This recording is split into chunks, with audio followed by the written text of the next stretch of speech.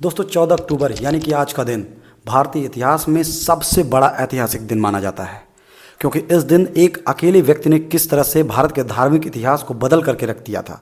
भारत के बड़े बड़े धर्मवीरों का यहाँ तक ध्यान भी नहीं गया होगा कि ये व्यक्ति इतना महान काम कर सकता है। जी हाँ, मैं बात कर रहा हूँ 14 अक्टूबर 1956 की, और जिस व्यक्ति के बारे में मैं ये बात कह रहा हूँ उनका नाम है डॉक्टर बाबा साहब अम्बेडकर, जिनकी तस्वीर आप मेरे टी शर्ट पे देख सकते हैं। दोस्तों 14 अक्टूबर 1956 के दिन बाबा साहब अम्बेडकर ने हिंदू धर्म को छोड़ करके बौद्ध धर्म को अपना लिया था। और सिर्फ बाबा साहब अम्बेडकर ने नहीं अपनाया था, बल्कि उनके साथ उनके लगभग 5 लाख से भी ज़्यादा लोगों ने बाबा साहब अम्बेडकर के साथ बौद्ध धर्म को अपनाया था, और सभी ने मिलकर एक स्वर में कहा कि बुद्धम शरणम गच्छामि।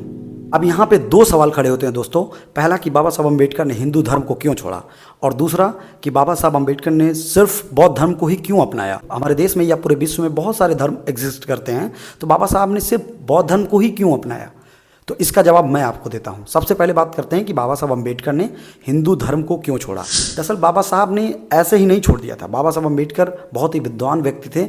वो चाहते थे कि हिंदू धर्म में, यानी जिस धर्म में वो पैदा हुए हैं, उस धर्म की बुराइयों को ख़त्म किया जाए।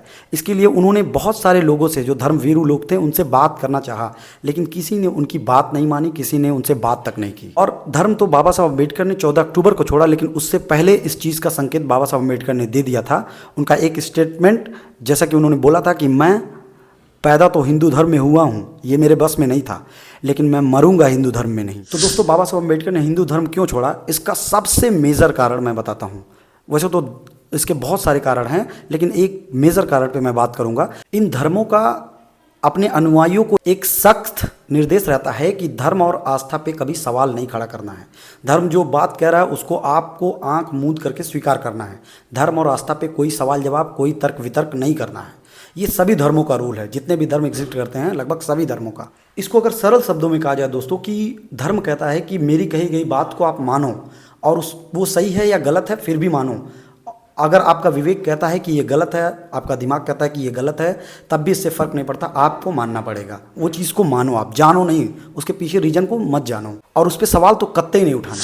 और वहीं दूसरी ओर बाबा साहब अम्बेडकर ने जिस धर्म को अपनाया, उस धर्म का सिद्धांत ही यही है कि पहले जानो फिर मानो। बुद्ध स्वयं कहते हैं दोस्तों कि मैं अगर किसी बात को कह रहा हूँ तो उस बात को तुम इसलिए मत मान लो क्योंकि उस बात को मैं कह रहा हूँ, बल्कि उस बात को अपने तर्क की कसौटी पे कसो, अपने विवेक से सोचो, और जब तुम्हारा विवेक कहे, जब तुम्हारा तर्क कहे कि ये बात सही है, तब उस बात को मानो, अन्यथा मत मानो।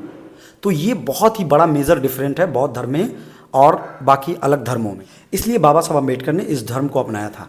और आप सभी जानते हैं कि हिंदू धर्म में कितने सारे भेदभाव हैं, गैर बराबरी है, उनका सिद्धांत ही है वर्ण व्यवस्था, जाति व्यवस्था। इन सब चीज़ों से तंग आकर बाबा साहब अम्बेडकर ने हिंदू धर्म को छोड़ा था। आज भी हमारे देश में जाति व्यवस्था, वर्ण व्यवस्था एग्जिस्ट करती है, लोग उसको मानते हैं, उसको फॉलो करते हैं। उसके उदाहरण आपको देखने को मिल जाएंगे कि जाति के आधार पर किस तरह से लोगों के साथ भेदभाव किया जाता है, लोगों को किस तरह से मारा जाता है। आपको समाज में तमाम सारे एग्जाम्पल्स दिख जाएंगे। दोस्तों 14 अक्टूबर को बाबा साहब ने सिर्फ धर्म नहीं बदला था, उन्होंने पूरी सोच, पूरी आत्मा और पूरी पीढ़ी की दिशा बदल दी।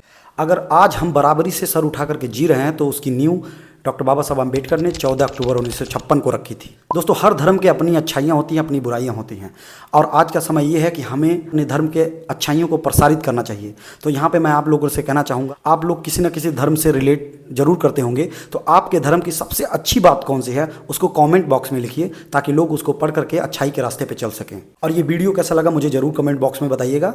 अच्छा लगा हो तो इस वीडियो को शेयर करिए और मुझे फॉलो जरूर करिए। फॉलो करके मेरे साथ जुड़े रहिए।